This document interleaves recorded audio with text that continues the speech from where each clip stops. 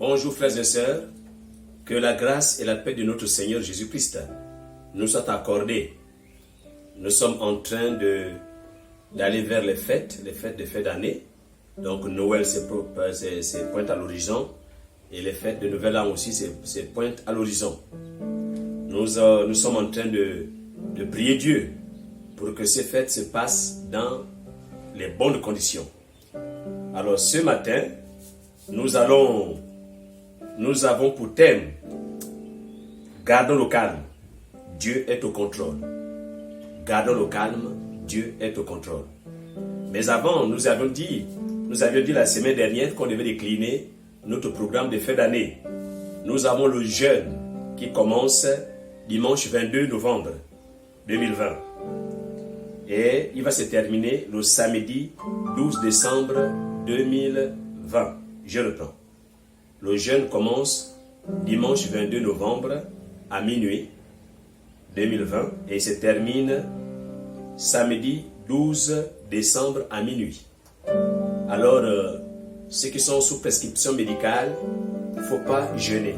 Continuez à boire vos médicaments, vous allez seulement prier. Mais ceux qui ne sont pas sous prescription médicale, alors vous pouvez jeûner. Et donc, dimanche 22, nous allons enseigner sur l'importance du jeûne. Pourquoi jeûner? Quelle est son importance? Et le dimanche 29 novembre, nous allons parler du miracle. Comment arriver à avoir un miracle? C'est quoi le miracle? Et nous parlerons effectivement des guérisons et bon, les miracles en grosso modo, puisque là-dedans, dans le miracle, on va parler de la faveur de l'Éternel et ainsi de suite. Et le dimanche 6 décembre, nous allons voir comment sortir de la malédiction. Il y en a qui sont maudits, il y a des attitudes maudites. Des fois tu as réussi à l'école, mais tu es maudit. Des fois tu as l'argent, mais tu es maudit. Et tu es maudit. Donc nous allons parler de toutes les dimensions de la malédiction. Donc dans la trilogie de l'homme tripartite. Et aussi, nous allons voir donc, les effets à long terme, à court terme et à moyen terme donc, de la sortie de cette malédiction. Et enfin, le jeudi 31 décembre, nous allons faire une prière de déclaration à 24 heures. Jeudi 31 décembre, c'est la bonne année à 24h00, heure GMT. Alors nous allons faire les prières de déclaration et les prières prophétiques. Je vais prier. Nous te bénissons Seigneur pour ta présence. Je prie que tu nous aides au nom de Jésus. Amen. Dans Exode chapitre 14, à partir du verset 13, il est dit ceci. Moïse répondit au peuple, ne craignez rien, restez en place et regardez la délivrance que l'Éternel va vous accorder en ces jours. Car les Égyptiens que vous voyez aujourd'hui, vous ne les verrez plus. Donc ici, le peuple est entre la mer Rouge et les chars de Pharaon. Et le peuple est en train, je suis en train de vous résumer l'histoire, le peuple est en train carrément de blasphémer contre Dieu, de dire des propos méchants envers Moïse, en disant, mais il fallait qu'on meure en Égypte. Pourquoi nous as-tu amenés ici, dans le désert, au bord de la mer? Il fallait qu'on meure là-bas. Frères et sœurs, lorsque les situations nous sont contraires, voyons la grandeur de notre Dieu. Quelle que soit la force de l'ennemi, voyons la grandeur de Dieu. Ne nous agitons pas. Moïse garde le calme et il dit calmez-vous. Vous allez voir maintenant comment Dieu va agir. Parce que là, il s'agit de puissance contre puissance. Il s'agit de Dieu contre Dieu. Et voilà pourquoi Moïse écoute les instructions de Dieu et Dieu lui dit, Moïse, pourquoi ces tumultes?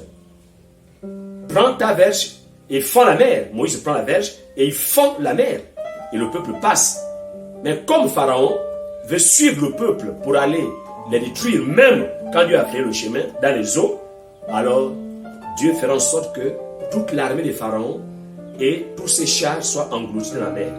Frères et sœurs, nous sommes en train de voir que les gens se compliquent la vie.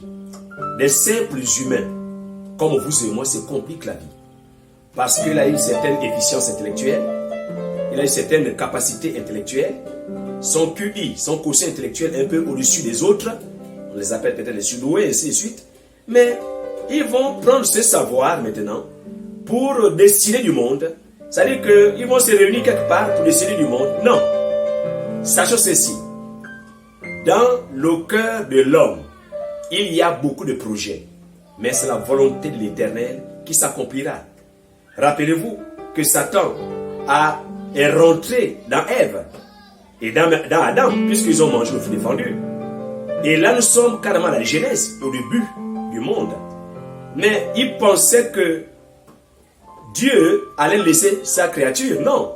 Mais qu'est-ce que Dieu a dit? Dieu a donné la sentence à Satan. Il dit de cette femme que tu as déshonorée, sortira quelqu'un qui va t'écraser la tête. Bien sûr, nous savons ce qu'il a dit à l'homme et à la femme. Donc, Satan pense toujours qu'il va dépasser Dieu. Il pense qu'il dépasse Dieu. Satan n'a jamais rien créé. Satan est une créature comme vous et moi. Satan fait partie des principaux anges. Mais avec son orgueil, alors, il est descendu, c'est un archange. Et il est descendu avec le 1/3, nous dit la Bible, de ceux qui étaient avec Dieu. C'est vrai, ils sont nombreux, mais pas plus nombreux que ceux qui sont restés avec Dieu. Attention. Et avec Noé, parce que la race humaine s'était pervertie, mais Dieu et Noé a trouvé grâce aux yeux de Dieu. Voilà encore Dieu qui détruit la face de la terre, et Noé trouve grâce avec ses enfants, et il va encore repeupler la terre. C'est pas aujourd'hui qu'on a eu des calamités.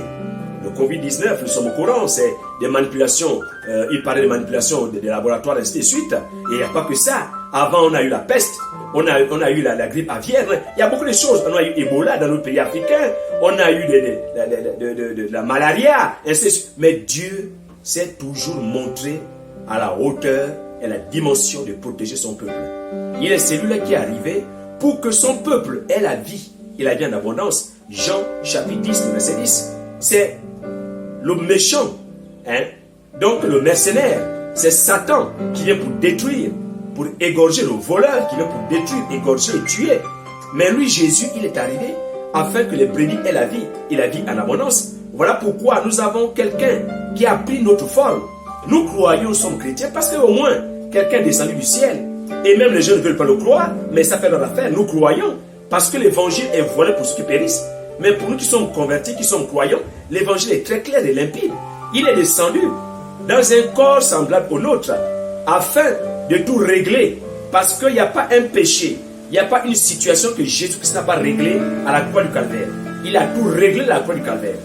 Donc, restez tranquilles. Le Covid-19 est vaincu au nom de Jésus. Nous bénissons le Seigneur pour la sagesse que Dieu donne aux scientifiques.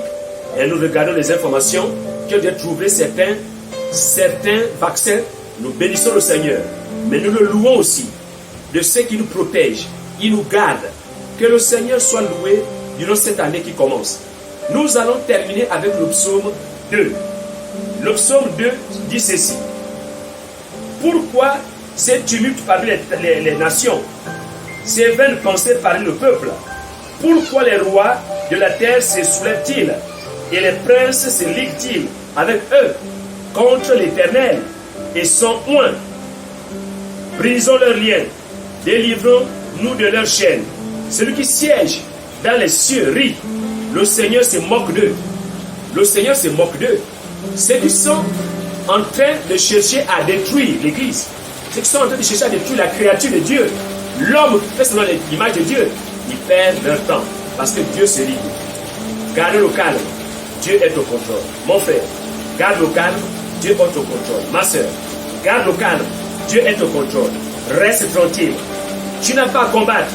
Ce combat nous dépasse, toi et moi. C'est entre Dieu et Dieu, entre esprit et esprit, entre puissance et puissance, entre force et force. Mais notre Dieu, attention, est le Dieu qui est toujours fort dans les combats. Il est fort dans les combats. Il ne se laissera jamais vaincre. Il sera toujours vainqueur. Il est le victorieux. Il a vaincu la mort. Il a vaincu le péché. Il a vaincu Satan et ses démons. Il a vaincu les principautés. Il a vaincu la chair. Il est ressuscité. Et il est assis à la droite de Dieu le Père. Il a envoyé le Saint-Esprit qui est venu dans l'Église pour nous sauver et pour nous enseigner. Et un jour, il viendra prendre son Église. Garde le calme. Dieu est au contrôle. Garde le calme. Dieu est au contrôle. il faut être tranquille. Et il y a encore un autre verset que je vais vous donner dans Ésaïe chapitre 30, verset 15, qui dit ceci. Il dit, Ésaïe chapitre 30, verset 15, car ainsi a parlé le Seigneur l'Éternel, le Saint d'Israël. C'est dans la tranquillité et le repos que sera votre salut. C'est dans le calme et la confiance que sera votre force. Donc, la tranquillité plus le repos dans le salut, la délivrance, car dans le calme. Le calme. Quand tu es tranquille et tu es au repos, tu as le salut. Le salut veut dire la délivrance. Tu es délivré. Quelle que soit la maladie, quel que soit le problème, quelle que soit vraiment la psychose, reste calme.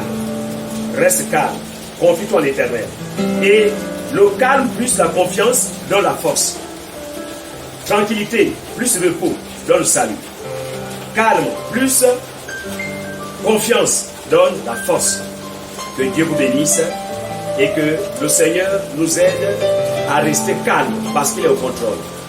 Nous te bénissons, Seigneur, pour ta grâce. Merci parce que c'est toi-même qui combats pour nous. Nous, on reste calme. Mais c'est toi qui combats pour nous. Et nous savons que la victoire t'appartient. Tu es toujours puissant dans les combats. Et que ton nom soit loué. Au nom de Jésus que je vais le prier. Amen.